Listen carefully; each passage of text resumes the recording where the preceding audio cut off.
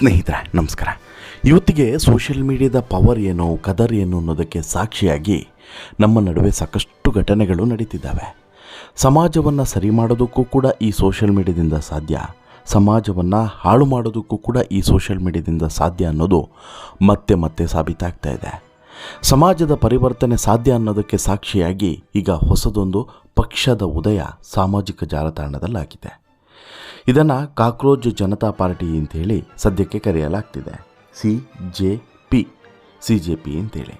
ಇದು ಅಧಿಕೃತವಾದಂಥ ರಾಜಕೀಯ ಪಕ್ಷ ಅಥವಾ ಪಾರ್ಟಿ ಅಲ್ಲದೆ ಆಗಿದ್ದರೂ ಕೂಡ ಸಾಮಾಜಿಕ ಜಾಲತಾಣದಲ್ಲಿ ಸಂಚಲನವನ್ನು ಸೃಷ್ಟಿಸುವಂತಹ ಒಂದು ದೊಡ್ಡ ಐತಿಹಾಸಿಕ ತೀರ್ಮಾನವನ್ನು ತೆಗೆದುಕೊಂಡಂತಹ ಪಕ್ಷವಾಗಿ ಬದಲಾವಣೆಯನ್ನು ತರುವಂತಹ ನಿಟ್ಟಿನಲ್ಲಿ ಸಾಮಾಜಿಕ ಜಾಲತಾಣದಲ್ಲಿ ಮನರಂಜನೆಯನ್ನು ಕೊಡೋದ್ರ ಬದಲಿಗೆ ಬದಲಾವಣೆಯನ್ನು ತರೋದಕ್ಕೋಸ್ಕರ ಉದಯವಾದಂಥ ಪಕ್ಷವೇ ಈ ಕಾಕ್ರೋಚ್ ಜನತಾ ಪಕ್ಷ, ಕಾಕ್ರೋಚ್ ಜನತಾ ಪಾರ್ಟಿ.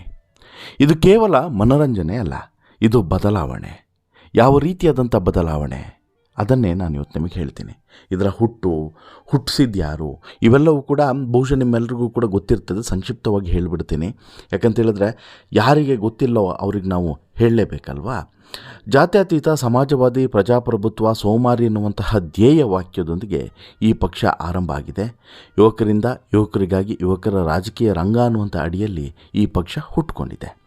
ಈ ಪಕ್ಷ ಹುಟ್ಟೋದಕ್ಕೆ ಪ್ರಮುಖವಾದಂತಹ ಕಾರಣಕರ್ತ ಯಾರು ಅಂತೇಳಿ ಕೇಳಿದ್ರೆ ಸುಪ್ರೀಂ ಕೋರ್ಟ್ನ ಮುಖ್ಯ ನ್ಯಾಯಮೂರ್ತಿಗಳಾಗಿದ್ದಂತಹ ಸೂರ್ಯಕಾಂತ್ ಅವರು ಕೊಟ್ಟಂಥ ಒಂದು ಸ್ಟೇಟ್ಮೆಂಟು. ಹೌದು, ಅವರು ಮೇ 16ರಂದು ಮಾತನಾಡುವಂಥ ವೇಳೆ ನಿರುದ್ಯೋಗಿ ಯುವ ಜನತೆ ಜಿರಳೆಗಳಿದ್ದಂತೆ ಅಂತೇಳಿ ಹೇಳಿದರು. ಈ ಸ್ಟೇಟ್ಮೆಂಟ್ ಯಾವಾಗ ಕೊಟ್ಟರೋ ಈ ಸ್ಟೇಟ್ಮೆಂಟ್ನ ಬೆನ್ನಲ್ಲೇ ಹುಟ್ಕೊಂಡಿದ್ದೆ ಈ ಕಾಕ್ರೋಚ್ ಜನತಾ ಪಾರ್ಟಿ. ಹೌದು, ನಿರುದ್ಯೋಗಿ ಯುವಕರಿಂದನೇ ಹುಟ್ಟಿದಂತಹ ಈ ಕಾಕ್ರೋಚ್ ಜನತಾ ಪಾರ್ಟಿ ಇವತ್ತು ಸಾಕಷ್ಟು ಜನರಿಗೆ ಉದ್ಯೋಗವನ್ನು ಕೊಡುವಂಥ ನಿಟ್ಟಿನಲ್ಲಿ, ಯಾವ ರೀತಿ ಉದ್ಯೋಗ ಅದನ್ನು ಮುಂದೆ ನಾನು ಹೇಳ್ತೀನಿ, ಯಾವ ರೀತಿಯಾದಂಥ ಬದಲಾವಣೆ ಅದನ್ನು ಕೂಡ ನಾನು ಮುಂದೆ ಹೇಳ್ತೀನಿ, ಇದು ಯಾವ ರೀತಿ ಸಂಚಲನವನ್ನು ಸೃಷ್ಟಿಸಬಲ್ಲದು ಅನ್ನೋದನ್ನು ಕೂಡ ನಾನು ಮುಂದೆ ಹೇಳ್ತೀನಿ. ಕೇವಲ ಇನ್ಸ್ಟಾಗ್ರಾಮ್ ಮಾತ್ರ ಅಲ್ಲ, ಇನ್ಸ್ಟಾಗ್ರಾಮನ್ನು ಮೀರಿಯೂ ಕೂಡ ಸಂಚಲನವನ್ನು ಸೃಷ್ಟಿಸಬಲ್ಲದು. ಈ ಪದಾಂಕಿತ ಹಿರಿಯ ವಕೀಲ ಸ್ಥಾನವನ್ನು ಪಡೆಯೋದಕ್ಕೋಸ್ಕರ ವಕೀಲರೊಬ್ಬರು ಸಲ್ಲಿಸಿದಂಥ ಅರ್ಜಿಯ ವಿಚಾರಣೆ ನಡೆಸಿದಂಥ ನ್ಯಾಯಮೂರ್ತಿಗಳು ಆ ಸ್ಥಾನಕ್ಕಾಗಿ ಆ ವಕೀಲ ಅನುಸರಿಸಿದಂಥ ಮಾರ್ಗದ ಬಗ್ಗೆ ಆಕ್ಷೇಪವನ್ನು ವ್ಯಕ್ತಪಡಿಸುವಂಥ ವೇಳೆ ಕೆಲವು ಯುವಕರು ಜಿರಳೆಗಳಿದ್ದಂತೆ, ಅವರಿಗೆ ಯಾವುದೇ ಉದ್ಯೋಗ ಸಿಗೋದಿಲ್ಲ ಅಥವಾ ವೃತ್ತಿಯಲ್ಲಿ ಯಾವುದೇ ಸ್ಥಾನವನ್ನು ಲಭಿಸೋದಕ್ಕೆ ಸಾಧ್ಯವಿಲ್ಲ ಅಥವಾ ವೃತ್ತಿಯಲ್ಲಿ ಯಾವುದೇ ಸ್ಥಾನಗಳು ಸಿಗದೇ ಇದ್ದಾಗ ಅವರೇನಾಗ್ತಾರೆ, ತಾವೇ ಮಾಧ್ಯಮ, ಸಾಮಾಜಿಕ ಮಾಧ್ಯಮ, ಮಾಹಿತಿ ಹಕ್ಕು ಕಾಯ್ದೆ, RTI ಕಾರ್ಯಕರ್ತರು ಹೀಗೆಲ್ಲ ಬದಲಾಗಿ ಬಿಡ್ತಾರೆ. ಅವರು ಸಮಾಜದ ಎಲ್ಲರ ಮೇಲೆ ದಾಳಿಯನ್ನು ಮಾಡೋದಕ್ಕೆ ಶುರು ಮಾಡ್ತಾರೆ. ಈ ರೀತಿ ದಾಳಿ ಮಾಡುವಂತಹ ಇವರು ಜಿರಳೆಗಳಾಗಿ ಬಿಡ್ತಾರೆ. ನಿರುದ್ಯೋಗಿ ಯುವಜನತೆ ಜಿರಳೆಗಳಿದ್ದಂತೆ ಅನ್ನುವಂಥ ಮಾತನ್ನು ಹೇಳಿಬಿಡ್ತಾರೆ. ಯಾವಾಗ CJ ಅವರು ಈ ಮಾತಿಗೆ ವಿರೋಧ ವ್ಯಕ್ತವಾಯಿತೋ ಅದಾದ ಬಳಿಕ ಅವರು ಸ್ಪಷ್ಟನೆಯನ್ನು ಕೊಟ್ಟರೂ ಕೂಡ ಯಾರೂ ಕೂಡ ಕೇಳೋದಕ್ಕೆ ಸಿದ್ಧವಿರಲಿಲ್ಲ. ಇಮಿಡಿಯೇಟ್ಲಿ ಸೃಷ್ಟಿಯಾಯಿತು ನೋಡಿ ಈ ಕಾಕ್ರೋಚ್ ಜನತಾ ಪಾರ್ಟಿ. ಹೌದು, ನಾವು ನಿರುದ್ಯೋಗಿಗಳೇ, ಸೋಮಾರಿಯೇ, ನಿರಂತರವಾಗಿ ಆನ್ಲೈನಲ್ಲಿ ಇರ್ತೀವಿ ಅನ್ನೋದ್ರ ಮೂಲಕ ಕಾಕ್ರೋಚ್ ಜನತಾ ಪಾರ್ಟಿ ವೆಬ್ಸೈಟ್ ಮತ್ತು ಸಾಮಾಜಿಕ ಮಾಧ್ಯಮಗಳಲ್ಲಿ ಖಾತೆಯನ್ನು ತೆರೀತು. ಇದು ಅಧಿಕೃತವಾದಂತಹ ಖಾತೆಗಳಲ್ಲ, ಅಂದರೆ ಯಾವುದು ಈ ಚುನಾವಣೆ ಆಯೋಗದಿಂದ ಪಡೆದಂತಹ ಅಧಿಕೃತವಾದಂತಹ ಪಕ್ಷಗಳೂ ಕೂಡ ಅಲ್ಲ ಅಥವಾ ಅಧಿಕೃತವಾದಂಥ ಪಾರ್ಟಿಯೂ ಕೂಡ ಅಲ್ಲ, ಲೋಗೋನೂ ಕೂಡ ಅಲ್ಲ. ಒಂದು ಜಿರಳೆಯ ಲೋಗೋವನ್ನು ಡಿಸೈನ್ ಮಾಡಿ ಅದಕ್ಕೊಂದು ಒಳ್ಳೆ ಅಟ್ರಾಕ್ಟಿವ್ ಲುಕ್ಕನ್ನು ಕೊಟ್ಬಿಟ್ಟು ಇಲ್ಲಿ ಅಭಿಜಿತ್ ದಿಪ್ಕೆ ಅನ್ನೋರು ಈ ಒಂದು ಆಪ್ಷನನ್ನು ಅಥವಾ ಪಾರ್ಟಿಯನ್ನು ಶುರು ಮಾಡಿಬಿಟ್ರು. ಇದನ್ನು ಪಾರ್ಟಿ ಅನ್ನೋದು ಪ್ಲಾಟ್ಫಾರ್ಮ್ ಅನ್ನೋದು ಕನ್ಫ್ಯೂಷನ್ ಇದೆ, ಬಟ್ ಸದ್ಯಕ್ಕಂತೂ ಪಾರ್ಟಿ ಅನ್ನಬಹುದು. ಪಾರ್ಟಿಯನ್ನು ಡಿಸೈನ್ ಮಾಡಿ ಬಿಟ್ಬಿಟ್ರು. 30 ವರ್ಷದ ಈ ದೀಪ್ಕೆ ಬೋಸ್ಟನ್ ಯೂನಿವರ್ಸಿಟಿಯಲ್ಲಿ ಪಬ್ಲಿಕ್ ರಿಲೇಷನ್ ವಿಭಾಗದ ವಿದ್ಯಾರ್ಥಿ. ಆದರೆ ಈ ಹಿಂದೆ 2020ರಿಂದ 2023ವರೆಗೆ AIPಯಲ್ಲಿ ಸಾಮಾಜಿಕ ಮಾಧ್ಯಮ ತಂಡದ ಜೊತೆಗೆ ಮನೀಶ್ ಸಿಸೋಡಿಯಾ ಟೀಮ್ನಲ್ಲಿ ಗುರುತಿಸಿಕೊಂಡಿದ್ದರು. ಅಭಿಜಿತ್ ತಮ್ಮ ಎಕ್ಸ್ ಖಾತೆಯಲ್ಲಿ CJ ಅವರ ಹೇಳಿಕೆಯನ್ನು ಖಂಡಿಸಿ ಪೋಸ್ಟ್ ಹಂಚಿಕೊಂಡಿದ್ದರು. ಅದಾದ ಬಳಿಕ CJ ಅವರು ಯೋಜನೆಯನ್ನು ಟೀಕಿಸಿದ್ದಾರೆ ಅನ್ನುವಂತಹ ಮಾಧ್ಯಮ ವರದಿಗಳನ್ನು ನೋವುಂಟು ಮಾಡಿದೆ ಅನ್ನೋ ರೀತಿಯಲ್ಲಿ ಬಿಂಬಿಸಿದ್ರು. ಇಮಿಡಿಯೇಟ್ಲಿ ಕಾಕ್ರೋಚ್ ಜನತಾ ಪಾರ್ಟಿಯ ಸ್ಥಾಪಕ ನಾನು ಅಂತೇಳಿ ಹೇಳ್ತಾ ಒಂದು ಕ್ರಾಂತಿಯನ್ನು ಶುರು ಮಾಡಿದರು. ಇಮಿಡಿಯೇಟ್ಲಿ ಒಂದು ಪ್ರಣಾಳಿಕೆಯನ್ನು ಕೂಡ ಸಿದ್ಧಪಡಿಸ್ತು. ಅದು ವೆರಿ ಇಂಟ್ರೆಸ್ಟಿಂಗ್ ಆಗಿರೋದು. ಈ ಪ್ರಣಾಳಿಕೆನೇ ವೆರಿ ಇಂಟ್ರೆಸ್ಟಿಂಗ್ ಆಗಿರೋದು. ಇಲ್ಲಿ ಪಕ್ಷ ಭಾರತದ ಸಂವಿಧಾನದ ದೃಢ ನಂಬಿಕೆಯನ್ನು ಹೊಂದಿದೆ ಮತ್ತು ಅದರ ಮೌಲ್ಯಗಳನ್ನು ರಕ್ಷಿಸುವಂಥ ಕೆಲಸ ಮಾಡಲಿದೆ. ನಮ್ಮ ಪಕ್ಷ 5 ವಿಚಾರಗಳನ್ನು ಒಳಗೊಂಡಂತಹ ಪ್ರಣಾಳಿಕೆಯನ್ನು ಕೂಡ ಹೊಂದಿದೆ ಅಂತಲೂ ಕೂಡ ಹೇಳಿದರು. ಇದು ಎಷ್ಟು ಮಟ್ಟಿಗೆ ಸಾಕಾರಕ್ಕೆ ಬರ್ತದೆ ಅನ್ನೋದು ಈಗಿರುವಂಥ ಪ್ರಶ್ನೆ. ಯಾಕಂತ ಹೇಳಿದ್ರೆ ಇಲ್ಲಿರುವಂಥ ಅಂಶಗಳು ಅಷ್ಟು ಮುಖ್ಯವಾಗಿದ್ದಾವೆ. ಯಾವುದೇ ಮುಖ್ಯ ನ್ಯಾಯಮೂರ್ತಿಗಳಿಗೆ ನಿವೃತ್ತಿಯ ನಂತರ ಬಹುಮಾನವಾಗಿ ರಾಜ್ಯಸಭಾ ಸ್ಥಾನವನ್ನು ನೀಡಲಾಗುವುದು ಅನ್ನುವಂತಹ ಮೊದಲ ಈ ಒಂದು ಪ್ರಣಾಳಿಕೆಯನ್ನು ಬಿಡುಗಡೆ ಮಾಡಿದೆ. ಎರಡನೇದು, ಸಂಸತ್ನಲ್ಲಿ ಮಹಿಳೆಯರಿಗೆ 50% ಮೀಸಲಾತಿಯನ್ನು ಕೊಡ್ತೀವಿ. ಪಕ್ಷಾಂತರ ಸಂದರ್ಭದಲ್ಲಿ ಸಂಸದರು ಮತ್ತು ಶಾಸಕರಿಗೆ 20 ವರ್ಷಗಳ ಕಾಲ ಚುನಾವಣೆಯಲ್ಲಿ ಸ್ಪರ್ಧೆ ಮಾಡುವಂತಿಲ್ಲ ಅನ್ನುವಂತಹ ನಿರ್ಬಂಧವನ್ನು ಹೇರ್ತೀವಿ ಅನ್ನೋದನ್ನು ಕೂಡ ತಂದರು. ಜೊತೆಗೆ ಕಾನೂನುಬದ್ಧ ಮತ ಅಳಿಸುವಂತಹ ಪ್ರಕರಣದಲ್ಲಿ UAPA ಅಡಿಯಲ್ಲಿ ಮುಖ್ಯ ಚುನಾವಣಾ ಆಯುಕ್ತರನ್ನು CEC ಬಂಧಿಸಲಾಗುವುದು ಅಂತಲೂ ಕೂಡ ಇಲ್ಲಿ ಪ್ರಣಾಳಿಕೆಯಲ್ಲಿ ಉಲ್ಲೇಖವನ್ನು ಮಾಡಿದ್ದಾರೆ. ಇನ್ನು ಪ್ರಮುಖವಾಗಿ ಅಂಬಾನಿ ಮತ್ತು ಅದಾನಿ ಒಡೆತನದ ಎಲ್ಲ ಮಾಧ್ಯಮ ಸಂಸ್ಥೆಗಳ ಪರವಾನಗಿಗಳನ್ನು ಕೂಡ ರದ್ದು ಮಾಡೋದು ಪ್ರಮುಖವಾದಂಥ ಅಂಶ. ಇದೇ ನೋಡಿ ಸಾಕಷ್ಟು ಜನರಿಗೆ ಸಮಸ್ಯೆ ಆಗಿರೋದು. ಒಂದು ವೇಳೆ ಇದು ಇಂಪ್ಯಾಕ್ಟ್ ಆಯಿತು ಅಂತ ಹೇಳಿದ್ರೆ ಸುಮಾರು ಚಾನಲ್ಗಳು ಬಂದಾಗ್ತವೆ ಅನ್ನೋಂಥ ಭಯ ಶುರುವಾಗಿದೆ. ಆ ಕಾರಣಕ್ಕೋಸ್ಕರನೇ ಈಗ ಈ CJP ವಿರುದ್ಧ ಒಂದು ಷಡ್ಯಂತ್ರ ರೂಪಿತವಾಗ್ತಿದೆ. ಷಡ್ಯಂತ್ರದ ಭಾಗವಾಗಿ ಟ್ವಿಟರ್ನಲ್ಲಿ ಈಗಾಗಲೇ ಬ್ಲಾಕ್ ಮಾಡಿದರು. ಅದಾದ ಬಳಿಕ ಇನ್ಸ್ಟಾಗ್ರಾಮ್ನಲ್ಲಿ ಹ್ಯಾಕ್ ಮಾಡುವಂಥ ಪ್ರಯತ್ನವನ್ನು ಮಾಡಿದ್ರು. ಮತ್ತೆ ಬ್ಲಾಕ್ ಮಾಡುವಂಥ ಯತ್ನಗಳು ನಡೀತಿದ್ದಾವೆ ಅನ್ನೋದು ಗೊತ್ತಾಗ್ತಿದೆ. ಈ ಸುಮಾರೊಂದು 16-17 ಮಿಲಿಯನ್ ದಾಟಿ ಹೋಗಿ ಆಗಿದೆ. ಗಂಟೆಗೂ ಕೂಡ ಈ ಫಾಲೋವರ್ಸ್ಗಳ ಸಂಖ್ಯೆ ಹೆಚ್ಚಾಗ್ತಾನೇ ಇದೆ.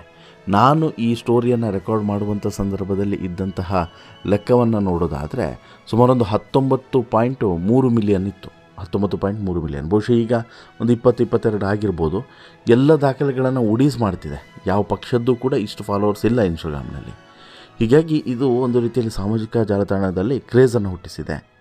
ಬಟ್ಟು ಇಲ್ಲಿ ಸಮಸ್ಯೆ ಏನು ಅಂತ ಹೇಳಿದರೆ, ಒಂದು ರೀತಿಯಲ್ಲಿ ಕಾಕ್ರೋಚ್ ಪಾರ್ಟಿ ಯುವಜನರ ಒಂದು ಭವಿಷ್ಯಕ್ಕೆ ಮಣೆಯನ್ನು ಹಾಕಿದೆ.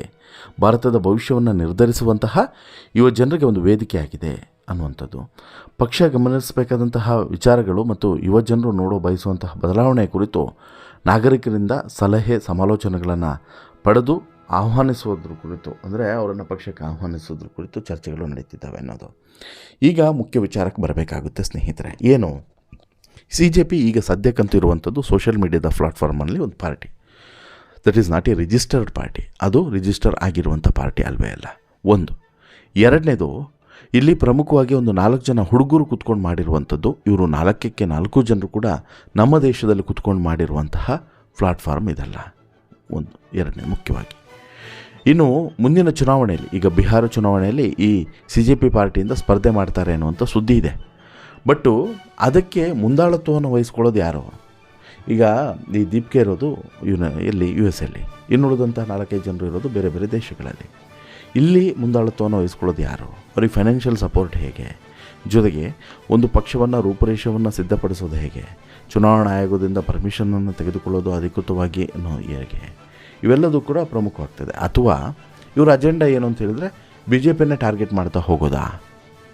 ಯಾಕೆಂತ ಹೇಳಿದ್ರೆ, ಒಂದು, ಇವರು ಇಲ್ಲಿವರೆಗೆ ಪೋಸ್ಟ್ ಮಾಡಿರೋದಷ್ಟು ಕೂಡ ಏನಿದೆ, BJPಯ ನೀತಿ ನಿಯಮಗಳನ್ನು ಇವರು ದ್ವೇಷ ಮಾಡ್ತಾ ಇದ್ದಾರೆ, ಅದನ್ನು ಟೀಕಿಸ್ತಿದ್ದಾರೆ. ಅದನ್ನೇ ಮುಂದುವರಿಸ್ಕೊಂಡು ಹೋಗೋದಾ ಅಥವಾ ಬದಲಾವಣೆಯನ್ನು ತರೋದಾ ಅನ್ನೋದು ಈಗ ಸದ್ಯಕ್ಕಿರುವಂಥ ಕನ್ಫ್ಯೂಷನ್ಸು. ಇವರು ಈ ಕನ್ಫ್ಯೂಷನ್ಸ್ ನಡುವೆ ಜನರಿಗೂ ಕೂಡ ಒಂದಷ್ಟು ಗೊಂದಲವನ್ನು ಸೃಷ್ಟಿ ಮಾಡಿಟ್ಟು ಹೋಗಿದ್ದಾರೆ. ಜನರಿಗೆ ಇವಾಗ ಏನಾಗಿದೆ ಅನ್ನೋದನ್ನು ನಾನು ಸ್ಪಷ್ಟವಾಗಿ ಹೇಳಬೇಕು ಅಂತ ಹೇಳಿದ್ರೆ, ಇನ್ಸ್ಟಾಗ್ರಾಮ್ನಲ್ಲಿ ಇರುವಂತಹ ಫಾಲೋವರ್ಸು ಓಟಾಗಿ ಬದಲಾಗುತ್ತಾ? ದೇವರನ್ನೇ ಇಲ್ಲ.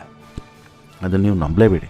ಹಾಗೆ ನೋಡಿದ್ರೆ ಕಾಂಗ್ರೆಸ್ 13-14 ಮಿಲಿಯನ್ ಇದೆ, BJPದು 8 ಮಿಲಿಯನ್ ಇದೆ. ಓಟ್ ಯಾರಿಗೆ ಜಾಸ್ತಿ ಬೀಳ್ತಿದೆ? BJPಗೇನೆ ತಾನೆ, ಕಾಂಗ್ರೆಸ್ಗೆ ಬೀಳ್ತಿದೆ? ಇಲ್ಲ. ಹಾಗಾಗಿ ಇನ್ಸ್ಟಾಗ್ರಾಮ್ ಫಾಲೋವರ್ಸು ವೋಟರ್ಸ್ ಅಲ್ಲ, ಅವರು ಫಾಲೋವರ್ಸು. ಆದರೆ ಬದಲಾವಣೆಯ ನಿರೀಕ್ಷೆಯಲ್ಲಿ ನಮ್ಮ ಯುವಜನತೆ ಇದ್ದಾರೆ ಅನ್ನೋದನ್ನು ತುಂಬ ಸೀರಿಯಸ್ಸಾಗಿ ನಾವು ಇದನ್ನು ಅರ್ಥ ಮಾಡ್ಕೊಳ್ಬೇಕು. ಕಾಂಗ್ರೆಸ್ಸು, BJP, JDS, AAP, ಇನ್ನೊಂದು ಮತ್ತೊಂದು ಹಾಳು ಮೂಳು ಸುಡುಗಾಡು ಶುಂಠಿ ಯಾವುದೇ ಆಗಿರ್ಬೋದು, ಈ ದರಿದ್ರ ರಾಜಕೀಯ ವ್ಯವಸ್ಥೆಯ ವಿರುದ್ಧ ಜನರಿಗೆ ಒಂದು ರೀತಿಯಲ್ಲಿ ಅಸಡ್ಡೆ ಬಂದುಬಿಟ್ಟಿದೆ. ಅಂದರೆ ಈ ಪಕ್ಷಗಳೇ ಹೆಂಗೆ ಅಂತ ಹೇಳಿದ್ರೆ ಸ್ವಾರ್ಥಿಗಳು. ಇವತ್ತು ಇಲ್ಲಿದ್ದವ್ರು ನಾಳೆ ಅಲ್ಲಿರ್ತಾರೆ, ಇವತ್ತು ಕಳ್ಳ ಆದವ್ರು ನಾಳೆ ಸುಳ್ಳಾದವ್ರು ನಾಳೆ ಕ್ಲೋಸ್ ಫ್ರೆಂಡ್ ಆಗ್ತಾನೆ. ಅದೇ ಪಕ್ಷದಲ್ಲಿ ಮುಖ್ಯಮಂತ್ರಿ ಸ್ಥಾನವನ್ನು ಕೂಡ ಅಲಂಕರಿಸಿದ್ರು ಕೂಡ ಅಚ್ಚರಿ ಇಲ್ಲ. ಅಂದರೆ ಆಪೋಸಿಷನಲ್ಲಿದ್ದಂಥ ಸಂದರ್ಭದಲ್ಲಿ ಆತ ದೊಡ್ಡ ಕಳ್ಳ ಸುಳ್ಳ, ಇವ್ರ ಪಾರ್ಟಿಗೆ ಬಂದರೆ ಅವನು ನಾಳೆ ಮುಖ್ಯಮಂತ್ರಿ ಆದರೂ ಕೂಡ ಅಚ್ಚರಿ ಇಲ್ಲ. ಈ ರೀತಿಯಾದಂಥ ಬೆಳವಣಿಗೆಗಳು ರಾಜಕೀಯ ಪಕ್ಷಗಳಲ್ಲಿ ನಡೀತಿದ್ದಾವೆ. ಆಮೇಲೆ ಈಗ ನೋಡಿ, ಆಮ್ ಆದ್ಮಿದ ಕಥೆನೇ ತಗೊಳ್ರಿ. ಅಲ್ಲಿ ಒಂದು ನಂಬಿಕೆಯನ್ನು ಇಟ್ಬಿಟ್ಟು ಎಲ್ಲರೂ ಕೂಡ ಓಟ್ ಹಾಕಿದ್ರು. ಬಟ್ ಆ ನಂಬಿಕೆಯನ್ನು ಅವ್ರು ಹೆಂಗೆ ಹಾಳು ಮಾಡಿದ್ರು, ಅದೇ ರೀತಿ ಇಲ್ಲೂ ಕೂಡ ಆಗುತ್ತೇನೋ ಅನ್ನೋಂಥ ಭಯ. ಸೊ ದಟ್ ಒಂದಂತೂ ಸ್ಪಷ್ಟ, ಯುವ ಜನತೆಗೆ ಒಂದು ಪರ್ಯಾಯವಾದಂಥ ಆಪ್ಷನ್ಸ್ ಅಂತೂ ಬೇಕು ಅನ್ನೋದನ್ನು ಇದು ಸಾರಿ ಹೇಳ್ತಿದೆ. ಇದಕ್ಕೆ ಸ್ಫೂರ್ತಿಯಾಗಿ TVK ನಿಲ್ತಾ ಇದೆ. ತಮಿಳುನಾಡಿನಲ್ಲಿ ಹೇಗೆ ಕ್ರಾಂತಿ ಆಯಿತೋ TVK ಅಂತ, ಅದೇ ರೀತಿ ದೇಶದಲ್ಲೂ ಕೂಡ ಆಗಬೇಕು ಅನ್ನೋಂಥ ನಿರೀಕ್ಷೆ ಯುವ ಜನರಲ್ಲಿ ಬಂದಿದೆ. ಅದಕ್ಕೆ ಒಂದು ಸ್ಫೂರ್ತಿಯಾಗಿ ಈಗ ಈ CJP ಪಾರ್ಟಿ ಇದೆ.